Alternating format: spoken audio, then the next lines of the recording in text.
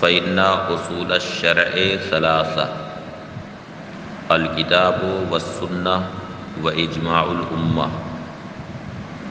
والاصل الرابع القیاس المستنبط من هذه الاصول۔ بسم اللہ الرحمن الرحیم۔ وهو نظیر الجملة الناقصة اذا عطفت على الکاملہ، توقف اول الکلام على آخرہ لصحتہ وافتقارہ الیہ، فاما الاول فتام فی نفسہ لاستغنائہ عنہ۔ وہوا، یہ ضمیر اس اتصال کی طرف لوٹ رہی ہے جو اصل اور فرع کے درمیان یا سبب اور مسبب کے درمیان ہوتا ہے۔ آپ یہ جان چکے ہیں کہ اصل اور فرع کے درمیان یا سبب اور مسبب کے درمیان اتصال صرف ایک طرف سے ہوتا ہے، یعنی اس میں استعارہ صرف ایک طرف سے جاری ہوتا ہے کہ اصل بول کر کے فرع مراد لے سکتے ہیں، مگر فرع بول کر کے اصل مراد نہیں لے سکتے، سبب بول کر کے حکم مراد لے سکتے ہیں مگر حکم بول کر کے سبب مراد نہیں لیا جا سکتا۔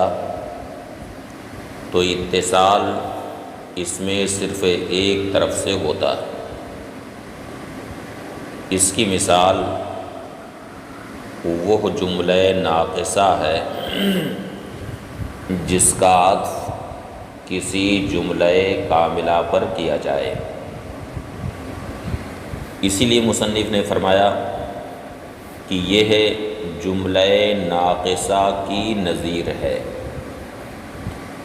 اذا عطفت علی الکاملۃ، جبکہ جملہ ناقصہ کا عطف جملہ کاملہ پر کیا جائے۔ مثلا کسی شخص نے کہا ہند طالق و زینب،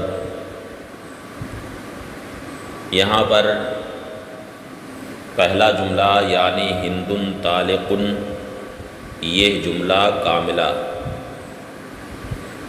اس کے بعد پھر اسی پر عطف ہوا ایک جملہ ناقصہ، یعنی یہ کہا کہ و زینب، یعنی زینب کا عطف جملہ کاملہ کے اوپر کیا گیا۔ ظاہر ہے کہ اس میں پہلا جملہ کامل ہے، دوسرا ناقص، اس لیے کہ پہلے جملے میں مبتدا اور خبر دونوں مذکور ہیں، جبکہ دوسرے والے میں مبتدا تو مذکور ہے لیکن خبر مذکور نہیں ہے، اس میں خبر کی حاجت ابھی بھی ہے۔ تو دوسرا جملہ ناقص، اور یہ دوسرا جملہ مفید اسی صورت میں ہوگا جبکہ واو عاطفہ کے ذریعہ یا اور کسی حرف عطف کے ذریعہ عطف کیا جائے۔ تو فرماتے ہیں کہ یہ جملہ ناقصہ کی نظیر ہے جبکہ اس کا عطف جملہ کاملہ پر کیا جائے۔ توقف اول الکلام علی آخرہ، اس میں اول کلام آخر کلام پر موقوف ہوا۔ اول کلام سے مراد جملہ کاملہ اور آخر کلام سے مراد جملہ ناقصہ، یعنی جملہ کاملہ جملہ ناقصہ پر موقوف ہوا، لیکن کس لیے موقوف ہوا؟ فرماتے ہیں لصحتہ و افتقارہ الیہ، تاکہ آخر کلام صحیح ہو جائے اور آخر کلام اول کلام کا چونکہ محتاج ہے، تو آخر کلام کی صحت اور اس کے احتیاج کی وجہ سے اول کلام آخر کلام پر یہاں موقوف ہے۔ اب کسی کے ذہن میں یہ سوال آ سکتا ہے، بلکہ آیا بھی ہوگا، کہ جب پہلا جملہ کامل ہے دوسرا جملہ ناقص ہے، تو یہ کہنا چاہیے کہ آخر کلام اول کلام پر موقوف ہے، اس لیے کہ آخر کلام ہی کو صحت کی ضرورت ہے، ورنہ اول کلام تو کامل ہے، صحیح ہے، اس کو کیا ضرورت ہے۔ پھر یہاں مصنف یہ کیسے کہہ رہے ہیں کہ اول کلام آخر کلام پر موقوف ہے؟ تو یہ توقف اس اعتبار سے مصنف نے کہا ہے کہ اگر کوئی شخص صرف اتنا کہے ہندن طالق، تو اتنا کہنے کے بعد سامع کو انتظار باقی رہے گا کہ متکلم اتنے ہی پر اکتفا کرے گا، یا یہ ہے کہ اس کو کسی شرط پر معلق کرے گا۔ مثلا یہ کہے گا کہ ہندن طالق ان دخلت الدار، پھر یہ کون سی طلاق، ایک طلاق دے رہا ہے یا دو طلاق یا تین طلاق، مثلا ہندن طالقن کے بعد پھر طالقن طالقن کہے گا۔ اس طرح کا انتظار یہاں سامع کو باقی رہے گا۔ لیکن جب اس کے بعد پھر اس نے واو عاطفہ ذکر کر کے زینب کہہ دیا، تو اب اس طرح کے کا سارا انتظار ختم ہو گیا۔ اس اعتبار سے یہاں یہ کہا ہے کہ اول کلام آخر کلام پر موقوف ہے۔ لیکن یاد رہے کہ یہ توقف اس وجہ سے نہیں ہے کہ اول کلام کی صحت کی ضرورت ہے یہاں، بلکہ یہ توقف اس اعتبار سے ہے کہ آخر کلام صحیح ہو جائے، اور آخر کلام یہاں اول کلام کا محتاج۔ فَأَمَّا الْأَوَّلُ فَتَامٌ فِي نَفْسِهِ، رہا اول کلام تو فی نفسہ تام، لاستغنائہ عنہ، اس لیے کہ اول کلام آخر کلام سے مستغنی اور بے نیاز۔ تو جس طرح سے یہاں پر اول کلام آخر کلام سے مستغنی اور بے نیاز ہے، اسی طرح سے اصل اور فرع کے درمیان جو اتصال ہوتا ہے، تو فرع تو اصل کی محتاج ہوتی ہے، لیکن اصل فرع سے مستغنی اور بے نیاز ہوتی ہے۔ اسی طرح سے سبب اور حکم میں جو اتصال ہوتا ہے، تو حکم تو سبب کا محتاج ہوتا ہے، لیکن سبب یہ ہے مستغنی ہوتا ہے اس بنیاد پر، جیسے یہاں پر اتصال ایک طرف سے ہے، تو اس کی نظیر کے طور پر یہاں جملہ ناقصہ کو پیش کیا گیا کہ جملہ ناقصہ کا عطف جب جملہ کاملہ کے اوپر کیا جائے، تو یہاں پر بھی احتیاج ایک طرف سے ہے، ورنہ دوسری طرف سے احتیاج نہیں ہے۔ وحکم المجاز وجود ما ارید به خاصا کانا او عاما کما ہوا حکم الحقیقت، اور مجاز کا حکم یہ ہے کہ جو معنی اس سے مراد لیا جائے وہ معنی وہاں پر موجود ہوگا، ثابت ہوگا، خاصاً کانا او عامن، خواہ و معنی مجازی خاص ہو یا عام،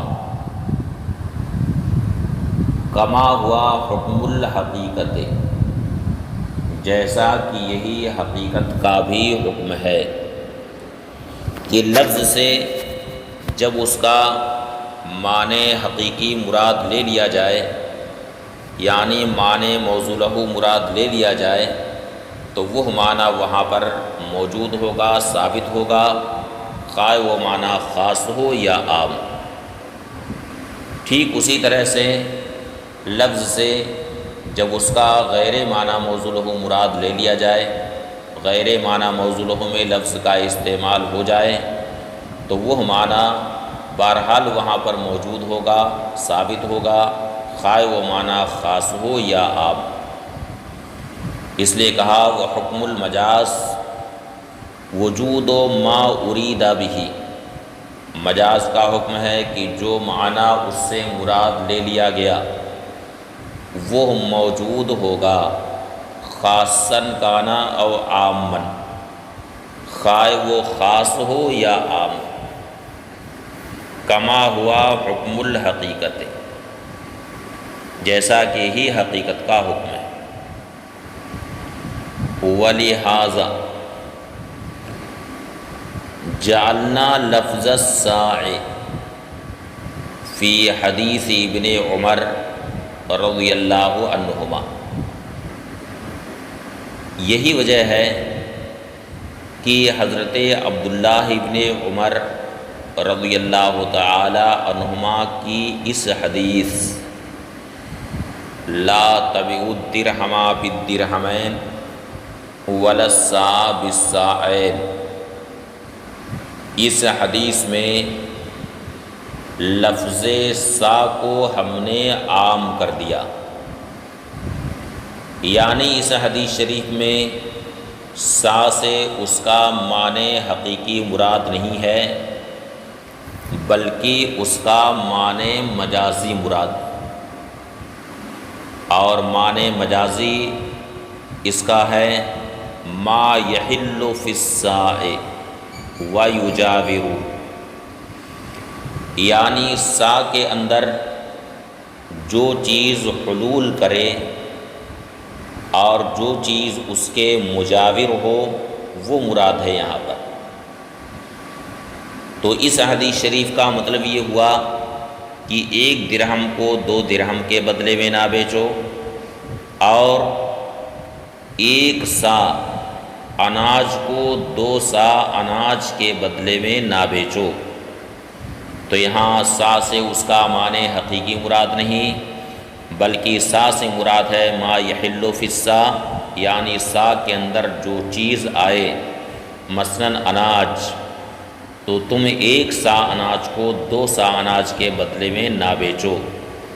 تو یہاں پر سا سے ما یحل فی السا مراد ہے، اور آپ جانتے ہیں کہ ما یہ کلمہ عموم ہے، تو مراد اس سے ہے کہ جو بھی چیز سا کے اندر آئے، یعنی کوئی بھی اناج جو سا کے اندر آئے تو 1 سا اناج کو 2 سا اناج کے بدلے میں نہ بیچو۔ تو یہاں پر سا سے اس کا جو معنی مجازی مراد لیا گیا وہ معنی عام ہے، جو ہر اس چیز کو عام ہے، ہر اس چیز کو شامل ہے جو سا کے اندر آئے۔ تو معنی مجازی یہاں پر چونکہ عام ہے تو یہ اپنے پورے عموم کے ساتھ یہ معنی یہاں پر ثابت ہوگا۔ یہ مذہب امام ابو حنیفہ رحمۃ اللہ تعالی علیہ کا، یعنی لفظ سے جب اس کا معنی مجازی مراد لے لیا جائے تو وہ معنی بہرحال موجود ہوگا، خواہ وہ معنی خاص ہو یا عام۔ لیکن امام شافعی رحمۃ اللہ تعالی علیہ کا اس میں اختلاف، وہ فرماتے ہیں کہ مجاز کے لیے عموم نہیں ہوتا، عموم مجاز سے انہوں نے انکار کیا۔ مصنف فرماتے ہیں وَأَبَى الشَّافِعِي رَحِمَهُ اللَّهُ ذَلِكَ، امام شافعی رحمۃ اللہ تعالی علیہ نے اس کا انکار کیا۔ وقال، اور فرمایا لا عموم للمجاز، مجاز کے لیے عموم نہیں ہوتا۔ اس کی دلیل انہوں نے دی ہے لِأَنَّهُ ضَرُورِيٌّ يُسَارُ إِلَيْهِ تَوْسِعَةً لِلْكَلَامِ۔ دلیل یہ دی ہے کہ معنی مجازی کا ثبوت بر بنائے ضرورت ہوتا ہے، بلا ضرورت معنی مجازی کی طرف نہیں پھیرا جاتا ہے۔ اصل یہی ہے کہ لفظ کی وضع جس معنی کے لیے ہوئی ہے وہی معنی مراد لیا جائے، اسی معنی میں لفظ کا استعمال۔ ہاں جہاں معنی حقیقی میں لفظ کا استعمال نہیں ہو پا رہا ہے تو بر بنائے ضرورت مجاز کی طرف پھیرا جاتا ہے۔ اور آپ یہ جانتے ہیں کہ جو چیز ضرورتاً ثابت ہوتی ہے وہ بقدر ضرورت ہی ثابت ہوتی ہے، ضرورت ہی تک محدود ہوتی ہے۔ جتنے سے ضرورت پوری ہو جائے بس وہیں تک وہ چیز محدود ہوتی ہے، اس سے زیادہ وہاں پر مراد نہیں لیا جا سکتا۔ تو معنی مجازی یہ ہے ضروری ہے، یعنی اس کا ثبوت بر بنائے ضرورت ہوتا ہے، اور جب بر بنائے ضرورت ہوتا ہے تو یہ حد ضرورت ہی تک معنی محدود رہے گا۔ اس لیے اس معنی میں یعنی معنی مجازی میں تعمیم کرنا جائز نہیں ہے۔ اس لیے مجاز کے لیے عموم نہیں ہوگا۔ فرمایا لِأَنَّهُ ضَرُورِيٌّ، اس لیے کہ معنی مجازی ضروری ہے، یعنی اس کا ثبوت بر بنائے ضرورت ہوتا ہے۔ یُسَارُ إِلَيْهِ تَوْسِعَةً لِلْكَلَامِ، جس کی طرف پھیرا جاتا ہے توسیعۃً للکلام، کلام میں وسعت پیدا کرنے کے لیے۔ یہ ہے امام شافعی رحمۃ اللہ تعالی علیہ کی دلیل۔ مصنف فرماتے ہیں وَهَذَا بَاطِلٌ، یہ ہے باطل، یعنی امام شافعی رحمۃ اللہ تعالی علیہ نے جو یہ فرمایا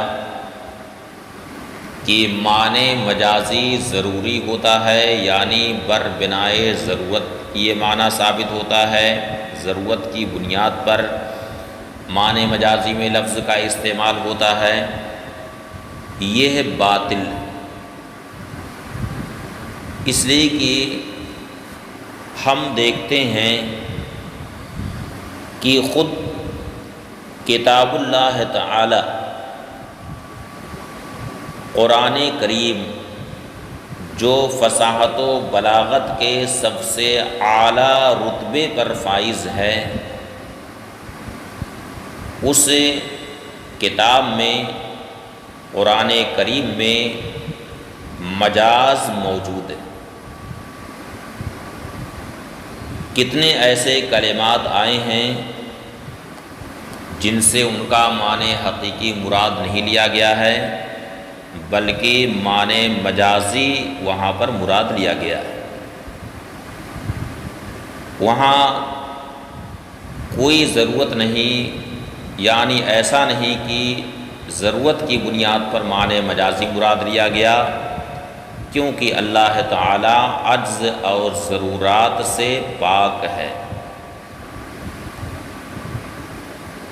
اللہ رب العزت عجز اور ضرورات سے پاک ہے، اس لیے ایسا نہیں ہے کہ بر بنائے ضرورت وہاں پر معنی مجازی مراد لیا گیا ہے۔ لہٰذا یہ کہنا کہ معنی مجازی میں لفظ کا استعمال ضرورت کی بنیاد پر ہوگا، معنی مجاز ضروری ہے، ضرورتاً ہی یہ معنی ثابت ہو سکتا ہے، یہ کہنا صحیح نہیں ہے، سخت محل نظر۔ فرماتے ہیں وَهَذَا بَاطِلٌ، اور یہ باطل ہے، لِأَنَّ الْمَجَازَ موجود فی کتاب اللہ تعالی، اس لیے کہ مجاز اللہ تعالیٰ کی کتاب میں موجود ہے۔ واللہ تعالی یتعالی عن العجز والضرورات، اور اللہ تعالی عجز اور ہر طرح کی ضرورت سے پاک ہے۔ لہٰذا امام شافعی رحمۃ اللہ تعالی علیہ کا استدلال سخت محل نظر ہے۔